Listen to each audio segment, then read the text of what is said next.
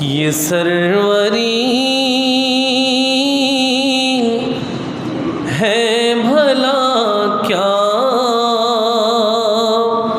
सिकंदरी क्या है ये सरवरी है भला क्या सिकंदरी क्या है दरे नबी का गदा हूँ मुझे कमी क्या है दरे नबी का गदा हूँ मुझे कमी क्या है সুবহানাল্লাহ কি বলছে লাইনের অর্থ বুঝলে আপনাদের পড়তে ভালো লাগবে বলছে ইয়ে সরওয়ারি ভলা क्या সিকান্দারি क्या है এই দুনিয়ার তো বাদশাহী বিত্ত রাজা সম্রাট ধন দৌলত এগুলোর আসলেই কী বা ফজিলত আছে এগুলোর তেমন কোনো গুরুত্ব নাই তো গুরুত্ব কিসে আছে বলে দরে নবী কা গদা হুঁ মুঝে কমি ক্যা হ্যায় সুবহান বলে আল্লাহর নবীর দরবারের গোলামি আমার কাঁধে এসেছে নবীর গোলাম হতে পেরেছি আমার কাছে আর কোনো কিছু কম আমি বাদশাদেরও বড় বাদশা কেন নবীর গোলামি যারা পেয়ে যায় তারা গোটা কায়নাত তাদের গোলাম হয়ে যায় এই জন্য ওয়াইসুল করণীর ইতিহাস তো আপনারা জানেন শুধু নবীজিকে নিখুঁত ভালোবাসার কারণে গোটা কায়নাত উনার প্রিয় হয়ে গেছে আসল মোহব্বতে দরে নবী का गदा हूँ मुझे कमी क्या है दरे नबी का गदा हूँ मुझे क्या है फिदा न हो जो नबी पर वो उम्मती क्या है सुभान अल्लाह फिदा न हो जो नबी पर वो उम्मती क्या है जो नाते गा न उनकी वो आदमी क्या है সুবহানাল্লাহ বলতেছে যে নবীর প্রেমে কোরবান হয় না সে আবার কি উম্মত আর যে নবীর গুণগান গায় না সে কি মানুষ তা আমরা তো নবীর গুণগান গাই ঠিক কি না এই জন্য বলছে জোনাতে গা না উনকি वो आदमी क्या है दरे नबी का गदा हूँ मुझे कमी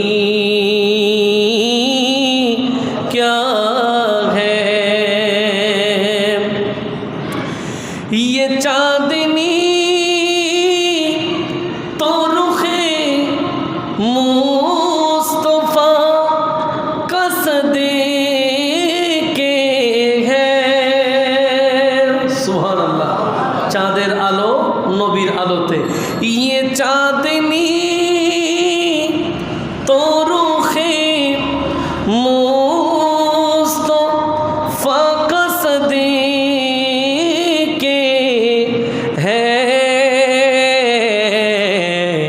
রুখে हुजूर के आगे ये चांदनी क्या है दरे नबी का गदा हूँ मुझे कमी क्या है दरे नबी का गदा हूँ मुझे कमी क्या है ये सरवरी है भला क्या सिकंदरी क्या है दरे नबी का गदा हूँ मुझे कमी क्या है। সবাই বলি মারহাবা, আরো চিৎকার দিয়ে বলি মারহাবা। এবার বলি সুবহানাল্লাহ, আলহামদুলিল্লাহ, আল্লাহু আকবার, সুবহানাল্লাহ, আলহামদুলিল্লাহ, আল্লাহু আকবার, সুবহানাল্লাহ, আলহামদুলিল্লাহ, আল্লাহু আকবার। পবিত্র রমাদানুল মুবারকের তৃতীয় জুমা আমাদের মাঝে সমাগত। এটা রব্বুল আলামিনের কৃপা, দয়া, মায়া, মেহেরবানি যে রব্বুল আলামিন গত জুমার পর থেকে আজকের এই জুমা পর্যন্ত আমাদের ভালো রাখলেন। তা না হলে এমন অনেকেই আছেন যারা গত জুমাই ছিলেন, আজকের এই জুমাই। আমরা যারা আজকের এই জুমাই আছি, আগামী জুমা পর্যন্ত থাকবো তার কোনো নিশ্চয়তা। এই জন্য সময় থাকতে সময়টাকে আল্লাহ এবং তার প্রিয় রাসূলের প্রেমে আল্লাহ আমাদেরকে সাজানোর তৌফিক দিক। সবাই বলি আমিন। আর উচ্চ আওয়াজে বলি মাহে রমাদানুল মুবারকের সময়গুলো চলে যাচ্ছে। রমজান চলে যাওয়া মানে নেয়ামত চলে যাওয়া। রমজান চলে যাওয়া মানে বরকত চলে যাওয়া। রমজান তিনটি ভাগে নেয়ামত নিয়ে আমাদের দ্বারে উপস্থিত। রহমত, মাগফিরাত, নাজাত। এর মধ্যে মাগফিরাত চলমান, রহমত ইতিমধ্যেই বিদায় নিয়েছে। মাগফিরাতের অংশের বেশিরভাগ শেষের পর্যায়ে। সামনে নাজাতের দশক আছে। লাইলাতুল কদরের মতো মহান নেয়ামত আছে। এতেকাফের মতো চমৎকার সুসংবাদ আছে। এই সবগুলোর বিবেচনায় সময়গুলোকে ইবাদতপূর্ণভাবে কাটানোর জন্য, সময়গুলোকে আল্লাহ এবং তার প্রিয় রাসূলের শেখানো পন্থায় সাজানোর জন্য আমাদের আজকের আলোচ্য সূচি বদর যুদ্ধ, ইসলামের গৌরবময় বিজয় এবং ইসলামের দৃষ্টিতে এতেকাফ আমাদের করণীয়। দুটি ভিন্ন বিষয় নিয়ে কথা বলতে চাই সংক্ষিপ্ত এই সময়ে। আল্লাহ আমাকে কিছু বলার, আপনাদেরকে শুনে আমরা সবাই মিলে আমল করার তৌফিক দান করুক। সবাই বলি আমিন। আর উঁচু আওয়াজে বলি রব্বুল আলামিন ইসলামের সূচনায় যুগে যুগে কালে কালে অসংখ্য নবী রসুল পাঠিয়েছেন, যারা নিজেদের নবুয়ত রিসালতের দাওয়াত দিয়েছেন, আল্লাহর একত্ববাদের দাওয়াত দিয়েছেন। যারাই নবী রসুলের দাওয়াতে সমর্থন জানিয়ে নবী রসুলদের পথে নিজের জীবনকে সাজিয়েছেন, নির্দ্বিধায় তারা ঈমানদার হেদায়াত প্রাপ্ত হয়েছেন। আর যারা যুগে যুগে কালে কালে নবী রসুলদের আহ্বান মানেন নাই, পর্যায়ক্রমে সময়ে সময়ে তারা বেঈমান কাফের হিসেবে ইতিহাসে মুখ থুবড়ে পড়েছেন। রহমাতুল্লিল আলামিন যেই নবুয়ত রিসালতের দাওয়াতের সূচনা করেছেন, মক্কাতুল মুকাররমা থেকে নবীজি শৈশবকাল, নবীজির বাল্যকাল, নবীজির কিশোর জীবন, নবীজির যৌবনকাল, নবীজির ব্যক্তিগত জীবন, নবীজির সাংসারিক জীবন, আল্লাহর নবীর পারিবারিক জীবন, সামাজিক জীবন, রাজনৈতিক জীবন সহ রহমাতুল্লিল আলামিনের জীবনের প্রতিটা পদে পদে আল্লাহর একত্ববাদের দাওয়াত ছিল। রহমাতুল্লিল আলামিন তখনও নবুয়ত প্রকাশ করে নাই। ওই সময়টাতেও মক্কায় যিনি শ্রেষ্ঠ ছিলেন তিনি আমাদের প্রিয় নবী রহমাতুল্লিল আলামিন ছিলেন। এখনও তিনি ইসলামের দাওয়াত দেননি, কিন্তু সত্যবাদী বললে মক্কার কাফেররা একজনকেই চিনত, তিনি হচ্ছেন মুহাম্মদুর রাসূলুল্লাহ সাল্লাল্লাহু আলাইহি ওয়াসাল্লাম। নবীজি এখনও আল্লাহর একত্ববাদের দাওয়াত কাউকে ছড়িয়ে দেননি, কিন্তু বিশ্বাস বলেন, আমানতদারিতা বলেন, ওয়াদা রক্ষাকারী বলেন, কুরাইশের সেই ব্যক্তিরা একজনকেই জানত, মুহাম্মাদুর রাসূলুল্লাহ সাল্লাল্লাহু আলাইহি ওয়াসাল্লাম। আল্লাহর পক্ষ থেকে পেগাম আসলো যে হাবিব দ্বীনের দাওয়াত ছড়িয়ে দেন, তাদেরকে এবার আপনি আল্লাহর একত্ববাদের পথে আহ্বান করেন এবং সেই সত্যটুকু বলে দেন যেই সত্য তারা জানে না, যার জন্য পৃথিবী দীর্ঘদিন ধরে অপেক্ষমান। সেই রহমতের নবী আগমন করেছেন, আপনি সেই রসুল, তাদের মাঝে এই কথাটুকু ছড়িয়ে দেন। রহমতুল্লিল আলামিন একটি উঁচু পাহাড়ের উপরে উঠে সেখানে সবাইকে ডাক দিলেন। সবাই সমবেত হলো। কেন? কারণ যিনি ডাক দিয়েছেন তিনি আল আমিন, তিনি বিশ্বাসী। উনার আহ্বানেই এক কথাই সবাই রাজি।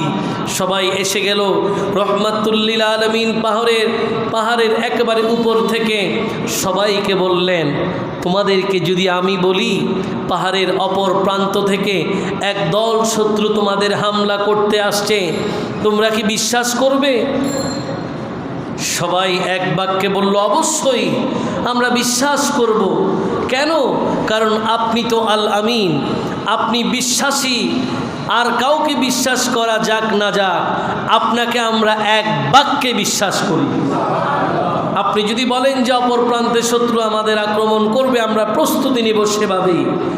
রহমতুল্লিল আলামিন বলছে, তোমরা যখন আমাকে এভাবেই বিশ্বাস করো, তবে তোমাদের জন্য একটি বক্তব্য, সেটি হলো তোমরা যে বিভিন্ন প্রকারের পূজা করো, প্রার্থনা করো, পাথরের পূজা, গাছ পূজা, বাঁশ পূজা, নানাবিধ যেই কাজগুলো তোমরা করো, এগুলো সত্যের পথ নয়। সত্যের পথে তোমাদের আহ্বান করছি। আসো আল্লাহর একত্ববাদে, আল্লাহর তাওহীদের দিকে তোমাদের আহ্বান করছি এবং সেই এক আল্লাহর প্রেরিত রসুল হিসেবে আমার রিসালতকে সত্যায়ন করে আসো তোমরা ঈমানের পথে, তোমাদেরকে সত্যের পথে আমি আহ্বান করছি। রহমাতুল্লিল আলামিন এভাবে যখন আহ্বান করলো, হঠাৎ করেই দুটো দল হয়ে গেছে। একদল বিশ্বাস করে, আরেক দল বিশ্বাস করে না। শুধু করে না নয়, নবীজির চাচা নামে খ্যাত আবু লাহাবও সেখানে ছিল, যার জন্য নবীজির শানে বেয়াদবি করার কারণে তার বিরুদ্ধে, তার প্রতিবাদে রব্বুল আলামিন একটা সূরা নাজিল করেছেন। সূরার নাম সূরা লাহাব। সেই আবু লাহাব সেই বৈঠকে ছিল। সে বলছে, তাব্বালাকা ইয়া মুহাম্মদ, মোহাম্মদ তুমি ধ্বংস হও। এগুলো বলার জন্য আমাদেরকে এখানে ডাকছো? চিৎকার দিয়ে বলেন নাউযুবিল্লাহ। এতক্ষণ তো সব ঠিক ছিল, হঠাৎ কি হয়ে গেল? সেখান থেকেই যে যাত্রা শুরু, ঈমানদার এবং বেঈমানের দুটো দল হয়ে গেছে। একদিকে মুমিন, একদিকে কাফের। যাত্রা শুরু হয়ে গেছে। আল্লাহর নবী ইসলাম প্রচার করছেন প্রাথমিকভাবে গোপনে। পরবর্তীতে ফারুক আজম রাদিয়াল্লাহু তাআলা আনহু ইসলাম গ্রহণ করার পরে ইসলামের প্রচার প্রসার প্রকাশ্যে এসেছে। এভাবে আস্তে আস্তে মুসলামের প্রচার এত বেশি ছড়িয়ে গেছে যে এটাকে দমিয়ে রাখার আর সুযোগ নাই। কেউ চাইলেও আর থামাতে পারে না। এমন একটা কঠিন পরিস্থিতিতে কাফেররা সর্বশেষ সিদ্ধান্ত নিল যে মুসলমানদের এই নবী মুহাম্মদুর রাসূলুল্লাহ সাল্লাল্লাহু আলাইহি ওয়াসাল্লাম, তারা তো আর কাফেররা তো নবীজিকে এভাবে বলে না। আমি ইতিহাস বর্ণনায় রহমাতুল লিল আলামিনের প্রতি সম্মানার্থে আপনাদেরকে বিষয়টা এভাবে উপস্থাপন করছি। তারা বলছেন যে মুসলমানদের নবীকে সরিয়ে দেওয়া ছাড়া আর কোনো উপায় হয় বন্ধ করতে হবে অথবা ওনাকে হত্যা করতে হবে। এই জাতীয় প্রস্তাব নিয়ে তারা সবাই একেবারে স্বীকৃত যে আমরা অবশ্যই যে কোনোভাবেই ওনাকে আমরা প্রতিহত করব। এই যখন অবস্থা, রব্বুল আলামিন রহমাতুল লিল আলামিনকে পেগাম দিয়েছেন, হাবিবে কিবরিয়া মক্কাতুল মুকাররমায় আর থাকা যাবে না, আপনার এই আগমনের পুণ্যভূমিকে এবার ছাড়তে হবে। হাবিব, মক্কা ছেড়ে মদিনার পানে আপনি হিজরত করুন। রহমাতুল লিল আলামিন মক্কা ছেড়ে মদিনায় হিজরত করেছেন। মক্কার দিকে পেছনে ফিরে তাকিয়ে নবী বলেছেন, ও মক্কা, তোমার জনপদের বাসীরা যদি আমাকে কখনো বের করে না দিত, আমি কোনো দিন তোমাকে ছেড়ে যেতাম না। রহমাতুল লিল আলামিন নিজের আপন পুণ্যভূমি, আগমনের ভূমি মক্কাতুল মুকাররমা হিজরত করে এবার মদিনার পানে। ওইদিকে মদিনাবাসী অপেক্ষমান সেই মহেন্দ্রক্ষণের সীমানায় দাঁড়িয়ে, কবে আসবে হাবিবে কিবরিয়া, কবে আসবে মদিনার বুকে, কবে মদিনাবাসী দামি হবে। প্রতিদিন অপেক্ষা করে, দেখা যায় না। আদবা কাসওয়া নামে দুটো ওট, সিদ্দিক আকবর এবং রহমাতুল লিল আলামিন আসবে চড়ে চড়ে। সেই ওঠের অপেক্ষায় তারা আছে। আজকে আসে নাই, কালকে আসে নাই। একদিন হঠাৎ করে দূর থেকে দেখা যাচ্ছে যে হ্যাঁ, রহমাতুল লিল আলামিন তশরিফ আনছে। এদিকে খবরটা ছড়িয়ে দেওয়া হলো, যার জন্য আমরা অপেক্ষা করছি, সেই আমাদের কাঙ্ক্ষিত, আমাদের হৃদয়ের স্পন্দন, মুসলমানদের প্রিয় নবী মুহাম্মদুর রাসূলুল্লাহ সাল্লাল্লাহু আলাইহি ওয়াসাল্লাম একেবারেই নিকটে। উনি অল্প কিছুক্ষণের মধ্যেই মদিনায় প্রবেশ করবে। এই খবর ছড়িয়ে দিতে দেরি, মদিনার সকল পুরুষরা, নারীরা, শিশুরা কাতারে কাতারে দাঁড়িয়ে আছে হাবিবে কিবরিয়াকে ইস্তেকবাল করার জন্য। নবী যখন মদিনার পানে, তারা পরে তলা আল বদরু আলাইনা মিন সানিয়াতিল বিদা ওয়াজাবা শুকরু আলাইনা মাদা লিল্লাহি দা। সুবহানাল্লাহ পড়েন। তারা এভাবে নবীজিকে পড়ে পড়ে ইস্তেকবাল করছেন। হাবিবে কিবরিয়ায় মদিনায় আগমন করলেন। সেখান থেকে ইসলামের নতুন এক বিজয়ের পতাকা উড্ডীন হলো। আস্তে আস্তে সময়ে যাচ্ছে। প্রথম হিজরি গেল, দ্বিতীয় হিজরিতেও গেল। সময় একেবারে শেষের দিকে, রমজানের আগ মুহূর্তে এমন এক পরিস্থিতি তৈরি হয়ে গেছে যে নবীজি মদিনায় কিন্তু কাফেররা ইসলামের প্রচার প্রসারে হিংসায় মক্কায় থাকতে পারে না। তারা বলে এভাবে যদি মদিনায় রহমতুল্লিল আলামিন বিজয়ের পতাকা তুলতে থাকে অচিরেই তারা সারা বিশ্বকে নেতৃত্ব দেবে। কাজেই এই ইসলামের প্রচার প্রসারকে দমিয়ে রাখার জন্য এখনই আমাদের সিদ্ধান্ত নিতে হবে। আবু জেহেলের নেতৃত্বে, উতবা সাহেবার নেতৃত্বে মক্কায় বৈঠক হয়ে গেছে। মুসলমানদেরকে এবার আটকাতে হবে, মুসলমানদের সাথে এবার যুদ্ধ করতে হবে, তাদেরকে এবার শেষ করা ব্যতীত আর কোনো উপায় নাই। তারা নানান প্রকার ফন্দি করতে লাগলো। সেই বৈঠকের মধ্যে শয়তানও উপস্থিত। নাউজুবিল্লাহ। শয়তান যে শয়তান এটা তো ধরার সুযোগ নাই। কেন? সে একেবারে বদর প্রান্তরের পাশে একটা জায়গা, ওই জায়গার জনপদের বাসী হিসেবে সে ওখানে প্রতিনিধি। বলে আমার বাড়ি, আমার ঘর একেবারে বদর প্রান্তরের পাশে, আমার নাম সুরাকা। সুরাকা নাম দিয়ে সেই আবু জেহেলের বৈঠকে কি বলে? বলে আমি আপনাদের সাথে আসি, আপনাদের কোনো সমস্যা নাই। আমি আমার গোত্রের সব লোক নিয়ে বদরের ময়দানে মুসলমানদেরকে পরাজয় করার জন্য সব সহযোগিতা আমি করব। কাফেররাও একেবারে নিজেদের মধ্যে শক্তি সঞ্চার করলো যে এখান থেকেও প্রায় 1000-এর মতো সৈন্য 200টা ঘোড়া নিয়ে যাত্রা মুসলমানদেরকে আক্রমণ করবে। মুসলমানরা তো তখনও সংখ্যায় কম, তখনও তো সূচনা যাত্রা মাত্র হচ্ছে। এমন একটি পরিস্থিতিতে মুসলমানরা তো এখনও যুদ্ধের জন্য ওইভাবে পরিপক্ক না। এমত অবস্থায় কাফেররা পরিপূর্ণ পজিটিভ ওয়েতে একেবারে 90% তারাই জিতবে, এরকম সব সিদ্ধান্ত নিয়েই বদরের ময়দানে। এদিকে রব্বে করিমও জানিয়ে দিয়েছেন হাবিবে কিবরিয়া, নবী এবার মোকাবেলা করতেই হবে।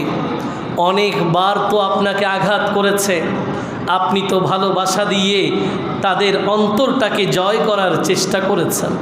তারা আপনাকে পাগল বলেছে, কেউ আপনাকে জাদুকর বলেছে, এক একজন এক এক রকম বলেছে। হাবিব সিজদায় গিয়েছেন, যেই সিজদায় আল্লাহর দিদার হয়ে যায়, সেই সিজদায় তারা আপনার শরীরের উপরে, সিজদা অবনত মাথার উপরে ওটের ভুঁড়ি তুলে দিয়েছে। এরপরেও তো আপনি প্রতিবাদ করেননি। হ্যাঁ, এবার আল্লাহর হুকুমে প্রতিবাদ করতে হবে। আপনি আল্লাহর হুকুমে বদরের প্রান্তরের দিকে রওনা হয়ে যান। নবীজির সাথে ছিল মাত্র 313 জন। জোরে বলেন সুবহানাল্লাহ। 313 জন সাহাবী নিয়ে মদিনা থেকে 80 মাইল দূরত্বে বদরের প্রান্তরে রহমতুল্লিল আলামিনের জান্নাতি কাফেলা।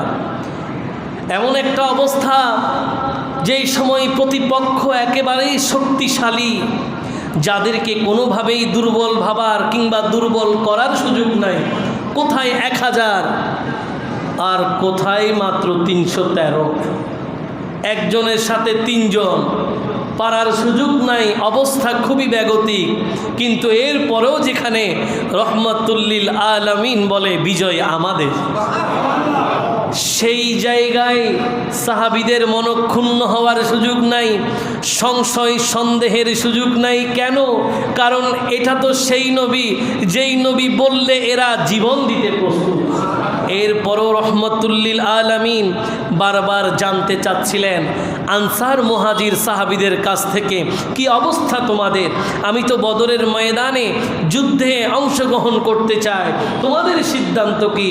বারংবার নবী যখন প্রশ্ন করলেন, তখন হযরত সাআদ ইবনে মুআজ রাদিয়াল্লাহু তাআলা আনহু তিনি বললেন, ইয়া রাসূলুল্লাহ, ইয়া হাবিবাল্লাহ, আপনি যা নির্দেশ দিবেন তাই আমরা অক্ষরে অক্ষরে পালন করব। আপনি বললে সমুদ্রে ঝাঁপ দিতে প্রস্তুত।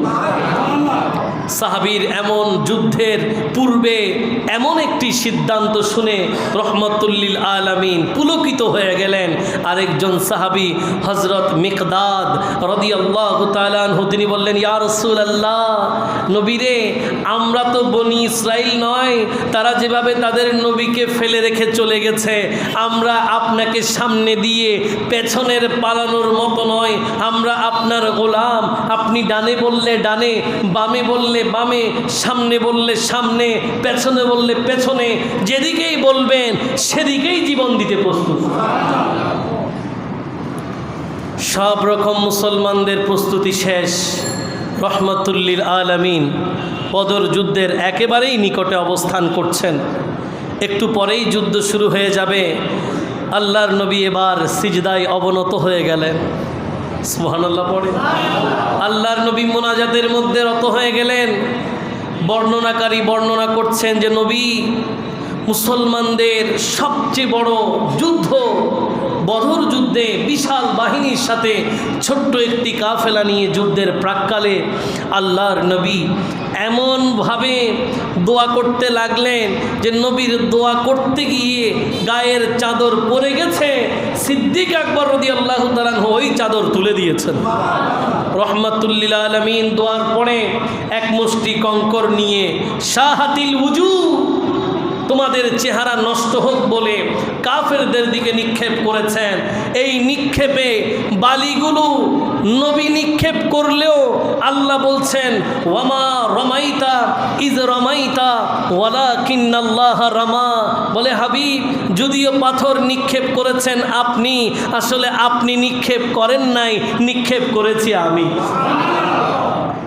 হাবিব দিয়েছেন আপনি, নিক্ষেপ করেছেন আপনি, দেখা যাচ্ছে আপাত দৃষ্টিতে, তবে না না, নিক্ষেপ করেছি মূলত আমি সেটা কাফেরদের চোখে মুখে পৌঁছিয়ে দিয়েছি, তারা যেন একেবারেই তাদের অবস্থা যেন শোচনীয় হয়ে যায়। রহমাতুল্লিল আলামিন এবার যুদ্ধ শুরু হয়ে গেল। যুদ্ধের এমন একটা পরিস্থিতি যে মুসলমানরা তারা তো একটু শঙ্কিত থাকে। তখন রব্বুল আলমিনের প্রিয় হাবিব রহমতুল্লিল আলমিন সুসংবাদ দিলেন, ও আমার প্রিয় সাহাবীরা, তোমরা চিন্তা করো না, তোমরা ভয় করো না। তারা সংখ্যায় 1000, তোমরা 313, কিন্তু এটা ভাববে না যে না না আমাদের অবস্থা মনে হয় এখানে করুণ হবে। মূলত এখানে তোমরা যুদ্ধ করছো না, আল্লাহর হুকুমে নবীর দোয়ার সদকায় প্রথমে 1000, পরবর্তীতে 3000, পরবর্তীতে 5000 ফেরেশতা বদরের ময়দানে নাজিল হয়ে মুসলমানদের পক্ষে যুদ্ধ করেছে। এই জন্য রব্বুল আলামিন হাকিমুল হাকিমিন কোরআন আল কারীমে বদরি সাহাবীদের কথা এভাবে বলেছেন যে স্মরণ করো সেই সময়ের কথা। কোন সময়? বলে বিসমিল্লাহির রহমানির রহিম, ওয়ালাকাদ নাসারাকুমুল্লাহু বিবাদরিন ওয়া আনতুম আযিল্লাহ। পবিত্র কোরআন আল কারীমের সূরা আলে ইমরানের 123তম আয়াতে আল্লাহ বলছেন, ও বদরি সাহাবীরা, সেই সময়ের কথা স্মরণ করো যখন বদরের ময়দানে তোমরা একেবারে সরঞ্জামহীন, যুদ্ধের জন্য তোমরা পরিপক্ক নও, এমন একটা কঠিন পরিস্থিতি। ওই সময়েও আল্লাহ হাজার হাজার ফেরেশতা দিয়ে তোমাদেরকে সহযোগিতা করেছেন। এই জন্য কোরআনুল কারীমের সূরা আনফালের মধ্যে আল্লাহ পাক আরো এলান করেছেন, বিসমিল্লাহির রহমানির রহিম,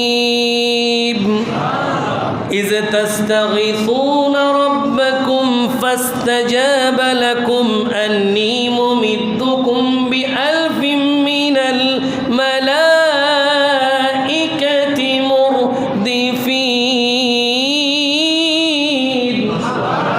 রব্বুল আলামিন হাকিমুল হাকিমিন বলেন, ও বদরি সাহাবীরা, ওই সময়ের কথা স্মরণ করো যখন তোমরা তোমাদের রবের কাছে সাহায্য চেয়েছিলা, আর তোমাদের রব তোমাদেরকে 3000, 1000, 5000 ফেরেশতা দিয়ে সহযোগিতা করেছে। যুদ্ধের পরে সাহাবায়ে কেরামরা বলতেছেন যে আমরা তলোয়ার তুলি, তলোয়ার দিয়ে আঘাত করার পূর্বেই দেখলাম কাফেরদের শরীর থেকে লাশ আলাদা হয়ে গেছে। সুবহানাল্লাহ। তলোয়ার তোলার আগেই শরীর থেকে লাশ আলাদা হয়ে গেছে। কেন? রব্বুল আলামিন ফেরেশতাদেরকে বদরের ময়দানে পাঠানোর সময় তাদেরকেও যুদ্ধের কৌশল শিখিয়েছেন। বলেছেন ফাদরিবুল আনাক, বলে তোমরা তাদেরকে কিভাবে আক্রমণ করবা, কিভাবে আঘাত করবা। বলে এদের গর্দানে গর্দানে আঘাত করবা, এদের গিরাই গিরাই তোমরা আঘাত করবা। একইভাবে ফেরেশতারা আল্লাহর শেখানো সেই যুদ্ধ কৌশলে বদরের ময়দানে মুসলমানদের পক্ষে যুদ্ধ করেছেন। বদরি সাহাবীদের কি আন্তরিকতা, বদরি সাহাবীদের কি ভালোবাসা, আপনি শুনলে আশ্চর্য হবেন। আপাত দৃষ্টিতে মুসলমানরা তো জয় হওয়ার কথা না, এত বড় বিশাল বাহিনীর সাথে কেমনে যুদ্ধ করবে। কিন্তু এর মধ্যে দুইজন আশেকে রসুল, ছোট্ট বালক সাহাবী, তাদের অবস্থা দেখেন। একজনের নাম হযরত মুআজ ইবনে আমর ইবনে জমূহ রাদিয়াল্লাহু তাআলা, আরেকজনের নাম হযরত মুআজ ইবনে হারেস রাদিয়াল্লাহু তাআলা। দুই ভাই নবীর দরবারে আসলেন। বলে ইয়া রাসূলুল্লাহ, ইয়া হাবিবাল্লাহ, ও নবী, আমরা আপনার সাথে বদরের ময়দানে যুদ্ধে যেতে চাই। নবী বললেন তোমরা এত ছোট, তোমাদের এখনো যুদ্ধের বয়স হয় নাই, যুদ্ধের জন্য তোমরা এখনো পরিপক্ক নাও, কাজেই তোমাদেরকে নেওয়া যাবে না। দুই ভাইয়ের মধ্যে এক ভাই তখন নবীজিকে উৎসাহ উদ্দীপনা বোঝানোর জন্য নিজেদের পায়ের বৃদ্ধা আঙ্গুলের উপরে ভর করলেন। আমরা যেরকম বৃদ্ধা আঙ্গুলের উপর ভর করলে একটু উঁচু দেখায় না, এরকম নবীর দরবারে দুইজন ভাইয়ের এক ভাই নিজের বৃদ্ধাঙ্গুলির উপরে চাপ দিয়ে একটু উঁচু করে নবীকে দেখালেন, ইয়া রাসূলুল্লাহ, কই আমি ছোট, আমি কত বড়। একটু জোরে বলেন না সুবহানাল্লাহ। কেমন ইশক, কেমন ভালোবাসা। আল্লাহর নবী তার উদ্দীপনা দেখে বলে ঠিক আছে তোমাকে নিয়ে যাব। এখন বড় ভাই যখন সুযোগ পেয়ে গেছে, আরেকজন বলে ইয়া রাসূলুল্লাহ, তাকে নিয়ে যাবেন বুঝলাম, কিন্তু সে তো আমার সাথে মল্লযুদ্ধে পারবে না। ব্যক্তিগত যেই কুস্তি, এই কুস্তিতে সে আমার সাথে পারবে না, নিয়ে গেলে তো আমাকে নিয়ে যাওয়া দরকার। তখন দুইজনের মধ্যে মল্লযুদ্ধ হয়ে গেছে। যে আঙ্গুল উঁচিয়ে দেখালো সে হেরে গেছে, যাকে না নেয়ার কথা সে জিতে গেছে। রহমতুল্লিল আলামিন দুই ভাইকেই বদরের ময়দানে নিয়ে গেছে।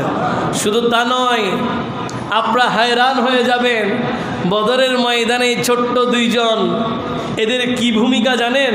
ইতিহাস বলে মুআজ ইবনে আমর ইবনে জমূহ এবং মুআজ ইবনে হারেস রাদিয়াল্লাহু তাআলা আনহুমা, এই দুই ভাই বদরের ময়দানে গিয়ে আগে খুঁজতেছে যে আবু জেহেল কোথায়। সুবহানাল্লাহ পড়েন। আবু জেহেল কি ছোট না বড়? এ কি একেবারে ছোটটা না সবার বড়টা? সবচেয়ে বড় নবীর দুশমন। সে বলে আবু জেহেল কোথায়? একজনে বলে তুমি আবু জেহেল দেখি দেখান না, একটু দেখি। ওই আবু জেহেল। দেখতে দেরি, দুই ভাই গিয়ে একেবারে বাস পাখির ন্যায় আগে আবু জেহেলের ঘোড়ার পা কেটে দিছে। প্রথমে গিয়ে আগে পা কেটে ফেলছে।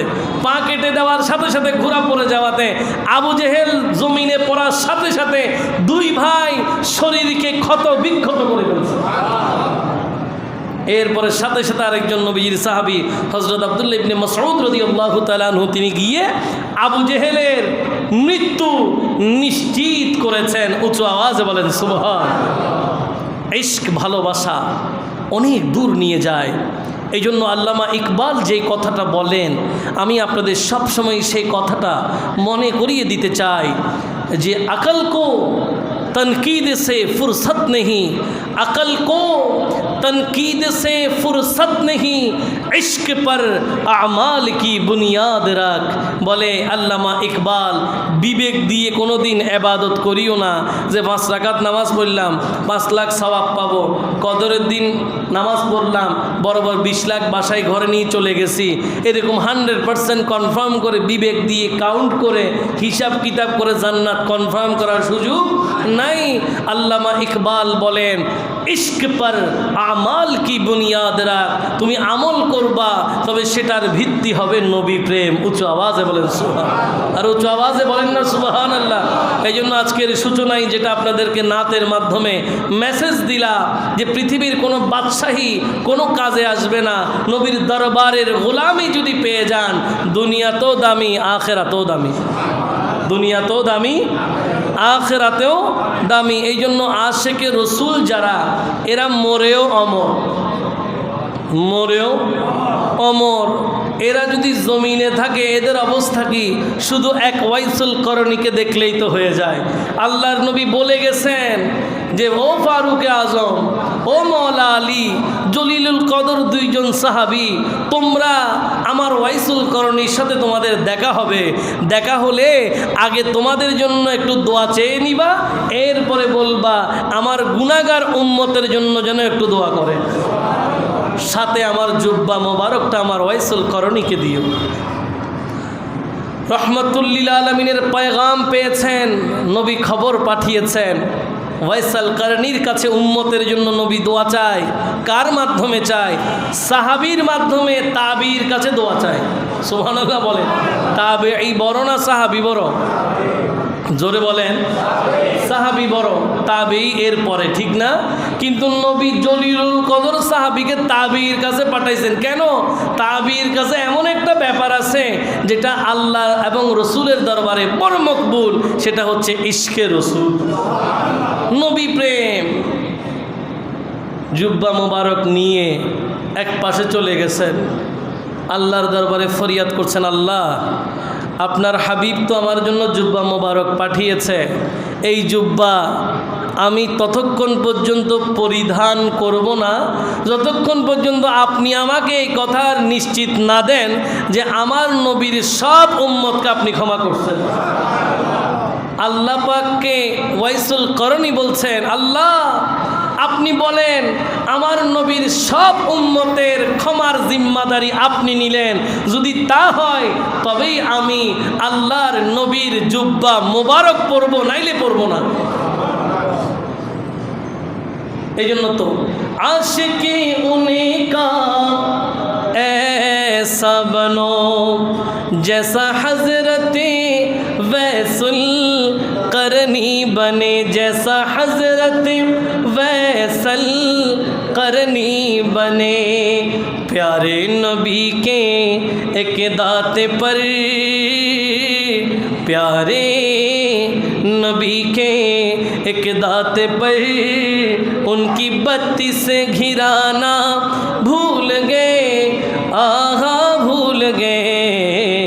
इश्क नबी दिल में पैदा करो यारो, इश्क नबी दिल में पैदा करो, क्या रसूल खुदा को आहा भूल गए।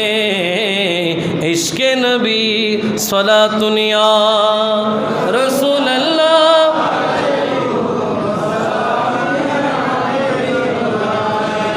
আশেক হবেন তো ওয়াইসুল করণীর মতো হবে, আশেক হবেন হযরত রাদিয়াল্লাহু তাআলা আনহুর মতো হবে। যুদ্ধের ময়দানে দেখেন নিজের শরীরের অঙ্গ প্রত্যঙ্গ বিচ্ছিন্ন হয়ে যাচ্ছে, এর পর্যন্ত তখনও নবীর ভালোবাসাকে এরা ছাড়ে নাই। দুই ভাইয়ের মধ্যে এক ভাই হযরত মুআজ ইবনে আমর ইবনে জমু, যারা একটু আগেই হযরত রসুল আকরাম সাল্লাল্লাহু আলাইহি ওয়াসাল্লামের দুশ্মন আবু জেহেলকে নির্মমভাবে মৃত্যুবরণ করিয়েছেন, তাদের মধ্যে একজন হযরত মুআজ ইবনে আমর ইবনে জমু রাদিয়াল্লাহু তাআলা আবু জেহেলের ছেলে, ওনার হাত একটা কেটে দিছে। যুদ্ধের ময়দানে, বদর যুদ্ধে হাত একটা কাটা পড়ছে, হাত কেটে গেছে, এটা আলোচনার বিষয় নয়। সাহাবীদের ইশক দেখেন, এই কাটা হাত নিয়ে নবীর দরবারে গেলেন, ইয়া রাসূলুল্লাহ হাত তো কেটে গেছে, কি করা যায়? রহমাতুল্লিল আলামিন থুতু মোবারক দিয়ে লাগিয়ে দিয়েছেন। এরপরও তিনি এই হাত নিয়ে সুস্থভাবে হযরত উসমান রাদিয়াল্লাহু তাআলা আনহুর খেলাফত পর্যন্ত বা হায়াতে ছিলেন। ইশক দেখেন, মোহাব্বত দেখেন। এরকম আমাদের 15 পর্বের দরসুল কোরআনের মধ্যে বলেছিলাম একজন সাহাবীর কথা, বদরের ময়দানে হযরত কাতাদা ইবনে নুমান রাদিয়াল্লাহু তাআলা আনহু যুদ্ধ করতে করতে করতে ওনার চোখ একটা খুলে বের হয়ে গেছে। এটা কি ছোট্টখাটো বিষয়? এগুলো অন্তর দিয়ে অনুধাবন করেন, অন্তর থেকে বোঝার চেষ্টা করেন এরাও মুসলমান, আমরাও মুসলমান। ধারণ করেন, কথাগুলো অন্তরে ধারণ করেন। হয়তো আপনাকে আর বদরের ময়দান পাবে না, আপনি বদরের ময়দানকে আর পাবেন না, কিন্তু অন্তত বদরের স্মরণে ইবাদত তো করতে পারবেন। এটাই উদ্দেশ্য আমাদের। এটা উদ্দেশ্য নয় যে আপনাকে এখান থেকে যুদ্ধের ময়দানে পাঠিয়ে দেব, বিষয়টা এরকম না। বিষয়টা হচ্ছে কিভাবে ইসলাম আসলো সেটা আপনার আমার জানা দরকার। এই ইতিহাস জানলেই তো আমরা ইবাদতের প্রতি আন্তরিক হব। কাতাদা ইবনে নোমানের চোখ যখন ঝুলে গেছে একেবারে, আশেপাশের সাহাবীরা বলছেন কেটে ফেললে ভালো হবে, তিনি বললেন আগে একবার নবীকে দেখায়।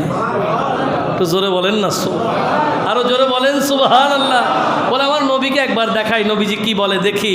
তিনি ওই কাটা চোখ নিয়ে, ঝুলিয়ে যাওয়া চোখ নিয়ে আল্লাহর নবীর দরবারে নবীজিকে বললেন ইয়া রাসূলুল্লাহ, চোখ তো বের হয়ে গেছে।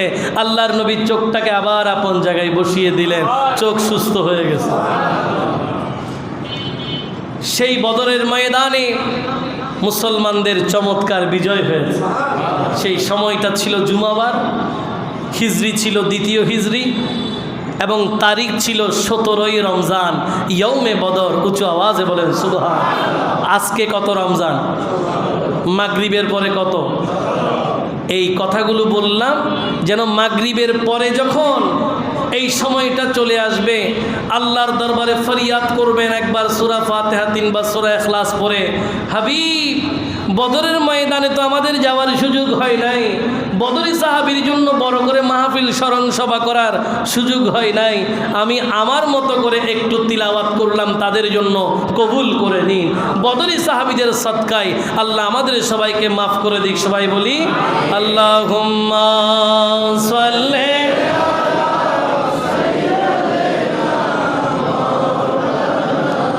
মুহাম্মাদ ওয়া আলা আলি সাইয়্যিদ।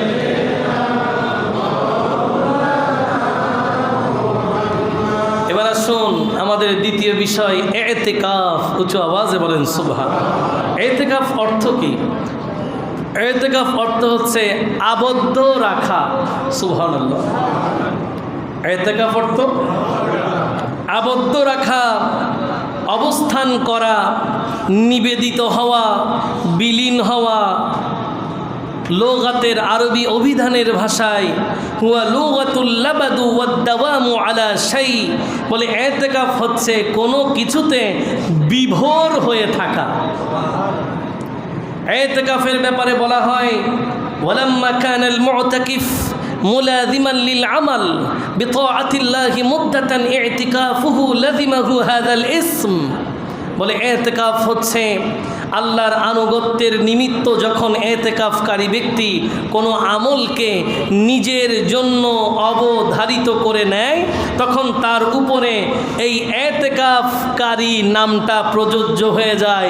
অর্থাৎ যে আল্লাহকে রাজি করার জন্য নবীর শেখানো পন্থায়, নবীর দেখানো পন্থায় একটা আমলকে নিজের জন্য দায়িত্ব মনে করে, নিজের জন্য অবধারিত করে নেয়, তখন তার নাম ইতিকাফকারী। উচ্চ আওয়াজে বলেন সুবহান। ইতিকাফের ফজিলত, কেমন ফজিলত! রহমাতুল লিল আলামিন এই ইতিকাফ নিজে থেকেছেন, স্বয়ং আল্লাহ ইতিকাফের কথা কোরআনে তুলে ধরেছেন এভাবে, বিসমিল্লাহির রহমানির রহিম। ওয়াহিদনা ইলা ইব্রাহিম ওয়া ইসমাঈল আও তাকিরা বাইতিয়া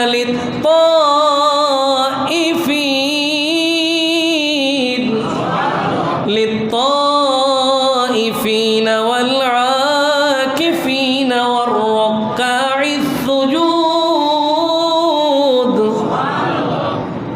রব্বুল আলামিন হাকিমুল হাকিমিন পবিত্র কোরআন আল করিমের সূরা বাকারার 125তম আয়াতের মধ্যে বলেন, আমি ইব্রাহিম এবং ইসমাইল, আমরা বলি আলাইহিমাস সালাম, আল্লাহ বলেন এই দুইজন নবীকে আমি আদেশ করেছি তোমরা উভয়ে আমার ঘর খানায়ে কাবাকে তাওয়াফকারীর জন্য, এতেকাফকারীর জন্য, রুকুকারীর জন্য, সিজদাকারীর জন্য পবিত্র করো। আল্লাহ ইব্রাহিম নবী এবং ইসমাইল নবী, বাবা ছেলে এই দুই নবীকে আল্লাহ পাক দায়িত্ব দিয়েছেন, তোমরা আমার কাবা ঘরকে পরিষ্কার করো, আমার কাবা ঘরকে তোমরা পবিত্র করো। কার জন্য? বলে তাইফিন, যারা তাওয়াফ করবে এদের জন্য, আকিফিন, যারা এতেকাফ করবে এদের জন্য, রুক্কাইস সুজুদ, যারা রুকু করবে সিজদা করবে অর্থাৎ নামাজ পড়বে এদের জন্য তোমরা আমার এই খানায়ে কাবাকে পবিত্র করো। তাহলে আমরাও পুরাপুরি না পারলেও চেষ্টা করছি কিনা? সুবহানাল্লাহ বলবেন না? এই যে কিছুদিন আগে তৃতীয়বারের মতো মসজিদ পরিষ্কার পরিচ্ছন্ন কর্মসূচি আমরা করলাম। কেন করছি? এটাই তো আমাদের উদ্দেশ্য। এই মসজিদের মধ্যে এতেকাফকারীরা থাকবেন, আমরা তাদের কথা খেয়াল করছি। এই মসজিদে রুকুকারীরা আসবেন, রুকু করবেন, সিজদাকারীরা আসবেন, সিজদা করবেন, নামাজ পড়বেন। এই জন্য আমরা এই আয়োজন করেছিলাম এবং আপনারা স্বতঃস্ফূর্তভাবে এই আয়োজনে অংশগ্রহণ করেছেন। তো আপনারা অংশগ্রহণ করলেন, আপনারা সাধারণ কোনো কাজ করেন নাই, আপনারা কি করেছেন? যেই কাজ ইব্রাহিম নবী করেছেন, যেই কাজ ইসমাইল নবী করেছেন, আপনারা সেই কাজ করেছেন। আল্লাহ আমাদেরকে বেশি বেশি মসজিদ পরিষ্কার পরিচ্ছন্ন করার তৌফিক দিক। সবাই বলি এই কাজটা চলতে থাকবে।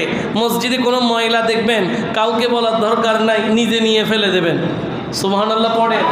ওযুখানার পানি পড়তেছে, কাউকে বলার দরকার নাই, নিজ দায়িত্বে পানি বন্ধ করে দেবেন।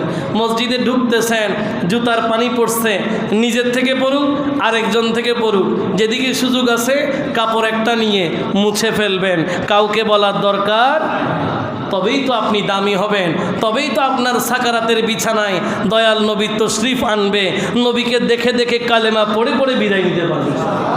নাইলে এরকম ছোটোখাটো বিষয়, এটা করেন ওইটা করেন সেটা করেন করতে করতে অনেক মসজিদ আমল হেদায়াত শূন্য। কি বলেন? ঠিক কিনা? আমলও নাই, হেদায়েতও কিচ্ছু নাই, হুজুরও আছে, মুসল্লি আছে, সব আছে, কিন্তু আলটিমেটলি কোনো ফায়দা হচ্ছে না। কেন? কারণ যেটা হওয়ার কথা ওটা হচ্ছে না। মসজিদে এমনভাবে আসতে হবে বিনয়ী ভদ্র, আপনি যা সব বাইরে, ভেতরে আপনি কিছু না। কি বলেন? ঠিক কিনা? আপনি কিছু একটা যদি হন, এটা মসজিদের ভেতরে না, এটা কোথায়? মসজিদের বাইরে।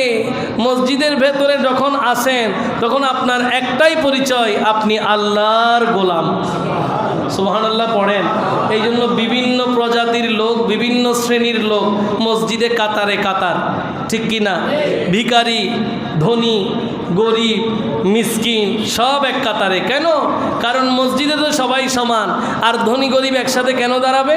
কারণ ধনী যিনি তাকেও বানাইছেন আল্লাহ, গরিব যিনি তাকেও বানাইছেন আল্লাহ। ধনী ধনী আল্লাহর ইচ্ছায়, গরিব গরিব আল্লাহর ইচ্ছায়। ঠিক কি না?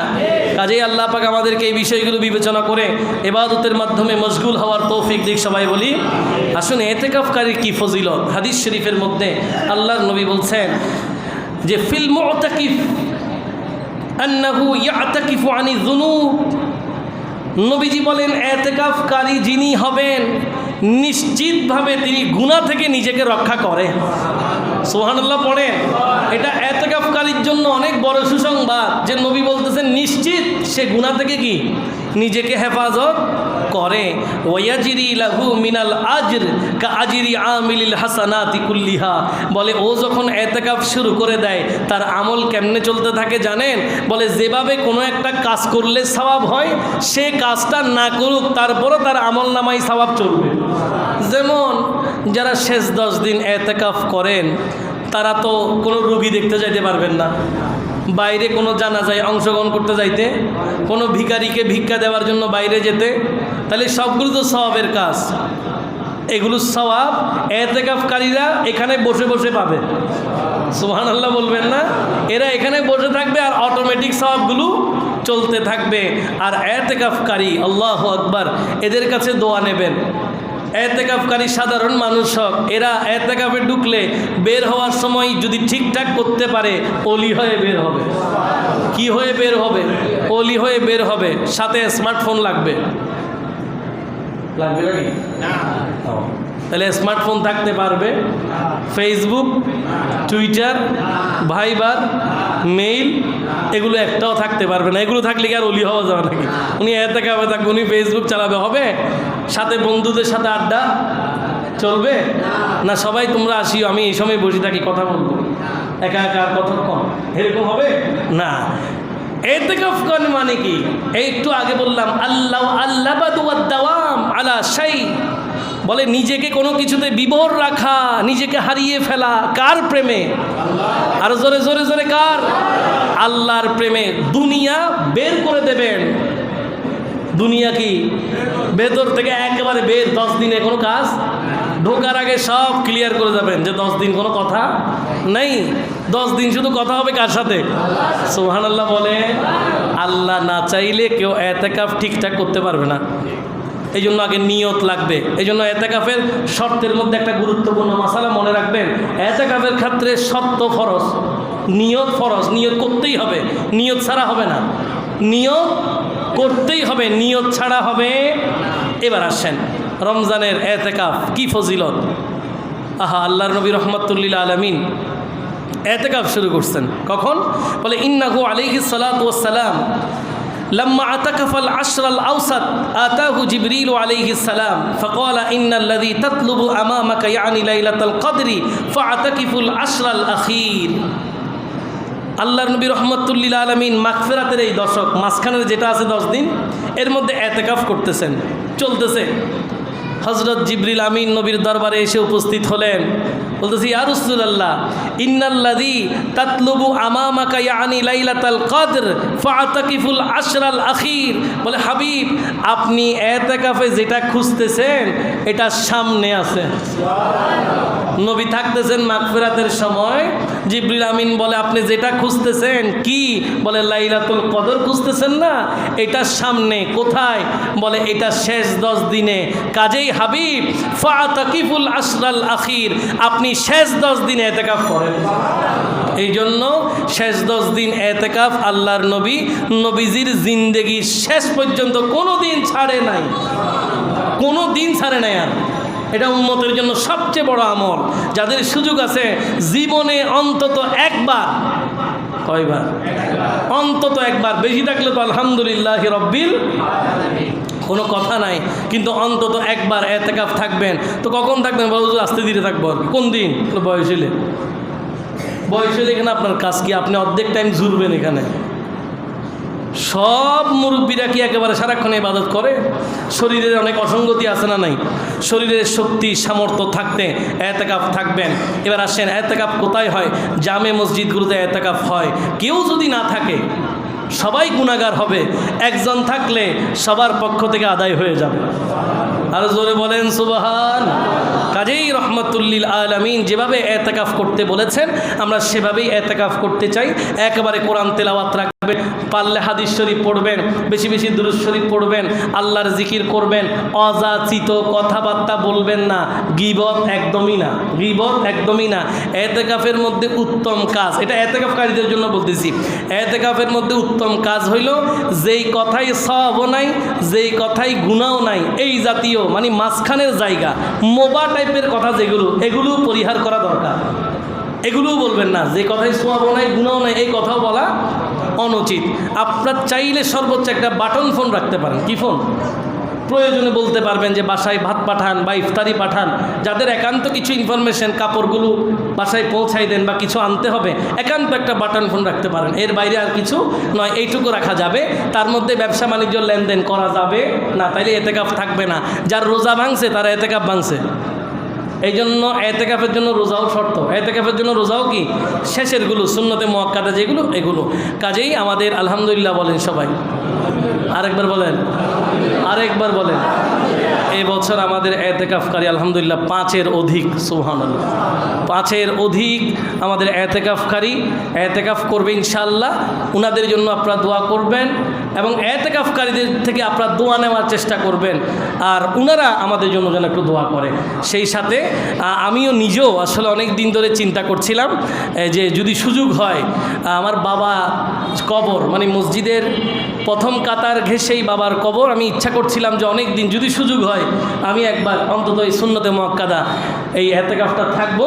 আল্লাহ যদি চায় আপনাদের দোয়ায় ইনশাআল্লাহ বা সেটা নিয়ত করছি, আল্লাহ যদি চায় তাহলে আপনারা যদি দোয়া করেন ইনশাআল্লাহ আমিও এতেকাফকারী হিসেবে এবার আমার এলাকায় বাবার কবরের পাশে এতেকাফ করতে চাচ্ছি। তো যদি সেরকম হয়, যদি আপনাদের দোয়া থাকে, তাহলে আপনাদের সাথে ঈদুল ফিতরের আগে, এটা আমার শেষ জুমা, ঠিক আছে, ঈদুল ফিতরের আগে এটা আপনাদের সাথে আমার শেষ জুমা। আগামী জুমা যেগুলো থাকবে আমার পরিবর্তে আমাদের ভারপ্রাপ্ত খতিব সাহেব হিসেবে আমাদের ইমাম সাহেব হুজুর উনি দায়িত্ব পালন করবেন। আমাদের কদরের শিডিউল বরাবর থাকবে, ওনারা যেভাবে টাইম বলে দেবেন আপনারা সেভাবে আসবেন। খতিব সাহেব নাই, মুসল্লি সব নাই হলে তাহলে কথা কি থাকবে? আপনাদের সাথে আমার কথা যেটা আছে আন্তরিকতার বন্দর, এটা কি থাকবে? আমি একটা দায়িত্বে গেছি, আপনাদেরকে দায়িত্ব দিয়ে গেলাম, আপনারা এই মসজিদকে যত্ন নিতে পারবেন তো ইনশাল্লাহ? এই পর্যন্ত আসবেন তো ইনশাল্লাহ? কেউ অন্যদিকে যাওয়ার দরকার নাই, জাস্ট টাইমে যথাসময়ে মসজিদ আসবেন, মসজিদটাকে সুন্দর করে সাজিয়ে রাখবেন, কদরের রাতগুলো মসজিদকে আবাদ রাখবেন।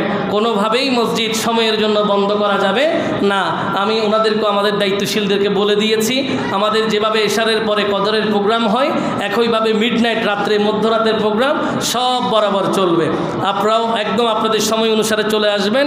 জুমার দিনগুলোতে মসজিদে এসে ভরপুর থাকবেন। আপনাদের সকলের সুন্দর আন্তরিক প্রচেষ্টায় এই মসজিদ অনেক দূর যাবে আমরা আশা করি। সময় ঈদুল ফিতরের যেই জামাতের সময়, এটা আরেকবার ওনারা আপনাদেরকে রিমাইন্ড করবে। আমার যেটুকু মনে পড়ে, আমরা হয়তো 8:30-এ ঈদের জামাত পড়ি, তো যদি আমাদের মোতাল্লি সাহেবরাও রাজি থাকেন, আমাদের ইমাম সাহেব হুজুর আরেকবার আপনাদেরকে মনে করিয়ে দেবেন। যেই সময়টা ওনারা সবাই মিলে নির্ধারণ করে দেবেন, আপনারা তার আধা ঘন্টা আগে মসজিদে চলে আসবেন। অর্থাৎ যদি 8:30 হয় তাহলে 8টা থেকে আমার আলোচনা শুরু হবে। যদি আল্লাহ এতেকাফ থেকে আবার ফেরত আনে ইনশাআল্লাহ ঈদুল ফিতরে আপনাদের সাথে দেখা হবে। আমার জন্য দোয়া করবেন, আমাদের এতেকাফকারীদের জন্য দোয়া করবেন। আমরা সবাই যেন এতেকাফে বসে বসে আপনাদের জন্য দোয়া করতে পারি। আল্লাহ যেন তৌফিক দান করে। আপনাদের সবাইকে অগ্রিম ঈদ মোবারক। আসসালামু আলাইকুম রহমতুল্লাহি ওয়া বারাকাতুহু।